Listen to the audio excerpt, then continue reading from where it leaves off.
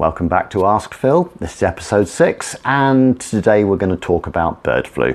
Winter is upon us and once again the migrating swans and wildfowl from Northern Europe are going to bring H5N8 bird flu with them unless we're very lucky.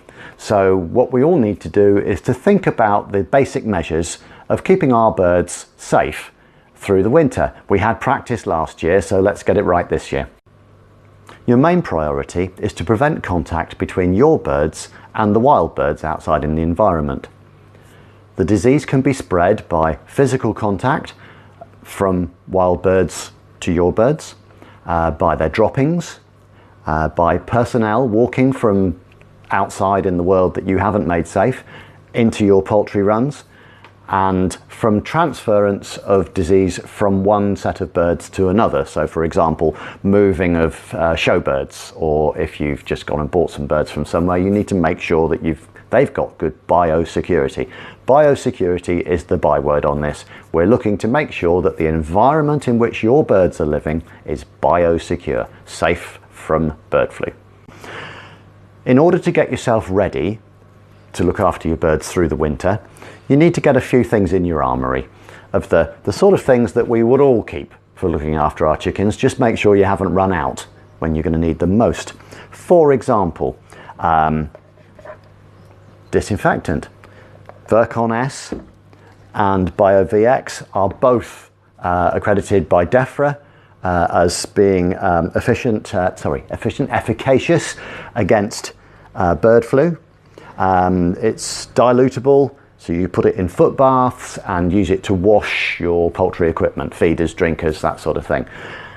Also, while your birds are incarcerated in their winter quarters, you need to make sure that they're getting lots of minerals and vitamins, because if they're not free ranging, then they won't be picking up all the bugs and whatever from the ground, and so you need to make sure they've got a good source of minerals and vitamins, various tonics, Organico, apple cider vinegar, of course, the episode from a couple of weeks ago.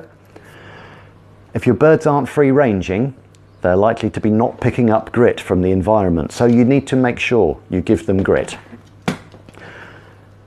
While they're shut up in their pens, you need to give them things to keep them occupied, because idle hands make trouble in chickens. They start pecking each other and bullying each other. So you want boredom busters, pecking blocks, hanging up cabbages, anything you can do to just keep the environment more interesting for them.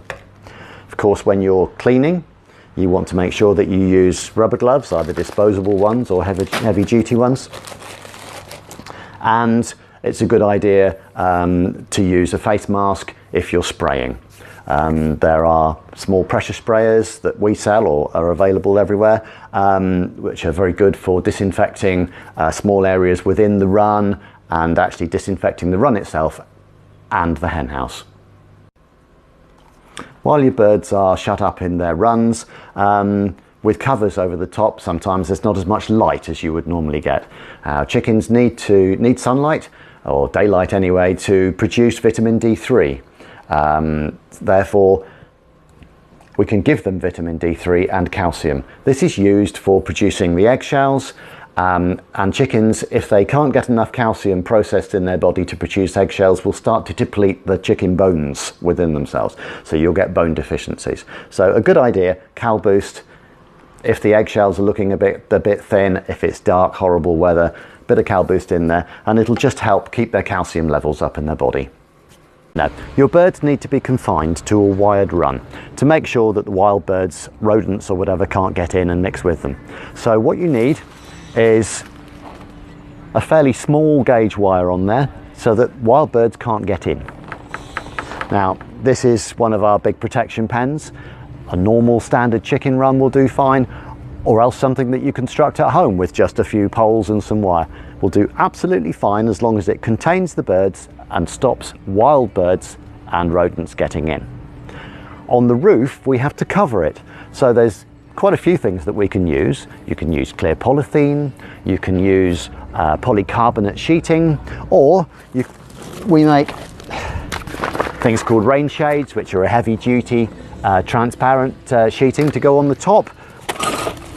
or you can always just rely on a good old-fashioned builder's tarpaulin. It'll work just as well, but don't forget, if you're using something that's dark like this, that you need to watch the light levels inside and make sure, like I said before, that you need to use Cal Boost or something like this to keep the vitamin D3 levels up. Either our rain shades or your standard builder's tarpaulins can be held on with simple bungees fixings like this that we sell, or you can get them from most builders merchants, and they'll just go through your wire and stretch the tarpaulin or rain shade over it so that it doesn't fall to bits through the winter. Right, what we need to do to maintain the biosecurity in our hens run is to use a footbath or dip. So that when you go in and out of the run, then you don't take any germs in with you or bring any germs out with you. So all you do is you get a tub trug or a small trough like this, and a sachet of Virkon or a tablet or some BioVX, the appropriate disinfectant. A sachet like this will make up 5 litres, which is perfect for a trough like this. So you just open it up, he says, you just open it up like that, sprinkle it in, give it a good stir up, and Bob's your uncle. Now when you come to your chicken run, put your foot in, give it a good dunk, just obviously scrub off any loose rubbish that's on your boots. Same there. There you go, and you're good to go. Now that disinfectant solution you need to replace about once a week, or when it's heavily soiled. You can use the same solution for cleaning feeders, drinkers, or any of the surfaces within your run or your house. So that's very important. This is your number one biosecurity measure, is to make up a footbath and use it. That will stop the nasty stuff going in with your chickens. So here we are, armed with our brush, disinfectant and footbath to keep our chickens safe through the winter. It's Phil saying goodbye for this week, and hopefully you'll tune in again next week and watch what we do. Right, we'll be back again next week. So if you've got any questions that you'd like to ask Phil, then please either email us on info@flytesofancy.co.uk. Remember, that's Flyte with a Y. Or go on our Facebook page and message us in.